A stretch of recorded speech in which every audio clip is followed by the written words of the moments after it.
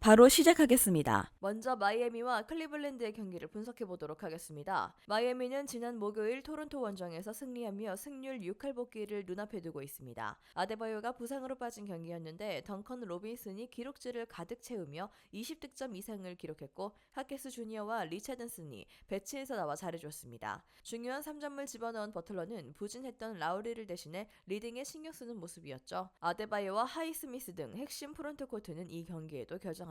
클블은 올랜도를 잡고 선두권 추격에 나섰습니다. 상대의 주 득점원인 파올로 반케로 마크에 고전하며 추격을 허용하기도 했지만 상대 3점포를 10% 이하로 막아냈습니다. 알렌이 파울 트러블로 많은 시간을 뛰지 못했지만 나오는 선수들이 모두 적극적으로 리바운드에 가담했고 스트러스와 오크로가 확실한 외곽 수비를 했습니다. 부진하던 갈란드가 살아난 점도 팀에는 긍정적입니다. 마이애미 홈이지만 아데바요가 부상으로 인해 출전한다 해도 풀핏의 경기력을 보여주긴 어렵습니다. 에반 모블리와 알렌, 웨이드 등이 투빅으로 나설 원정팀이 리바운드 대결을 앞설 수 있죠.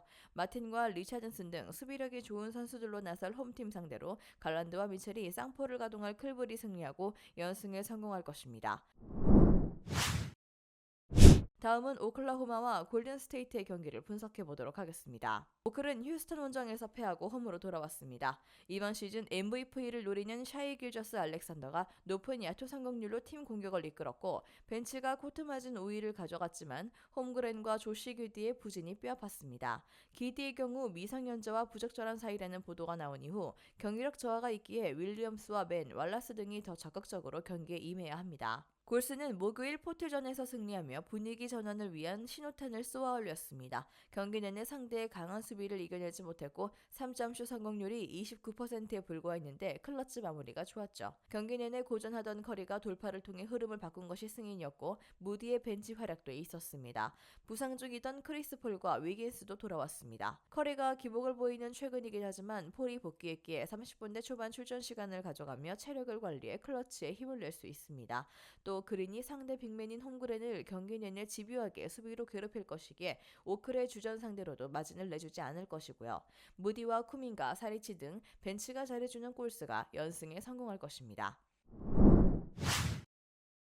다음은 멤피스와 미네소타의 경기를 분석해 보도록 하겠습니다. 멤피스는 디트 원정을 승리하며 연승을 노립니다. 주축 선수들의 줄지은 이탈로 인해 최악의 시즌 스타트를 했고 서부 최하위로 추락했는데 서서히 승률을 끌어올리고 있죠. 베이는 직전 경기에서 시즌 하이인 49점을 기록했고 잭슨 주니어의 공수 영향력도 갈수록 커지고 있습니다. 로디와 알다마, 노엘 등 롤 플레이어들의 컨디션도 어느 정도 올라왔기에 중위권 도약을 노립니다. 미네소타는 세난을 잡고 서부 1위를 유지했습니다. 강한 수비로 나선 세난 상대로 경기 초반 에드워즈와 콜리 등이 얀투 단주에 빠지며 고전했지만 15점을 기록한 리드를 앞세워 벤치 구간 우위를 가져갔고 타운스와 고베어 등이 골밑을 틀어막았습니다. 이제는 다크호스가 아닌 강팀이라는 말이 전혀 어색하지 않은 모습입니다. 모란트의 공백에도 데스먼드 베인과 잭슨 주니어 등이 잘해주는 멤피스의 최근도 나쁘지 않습니다.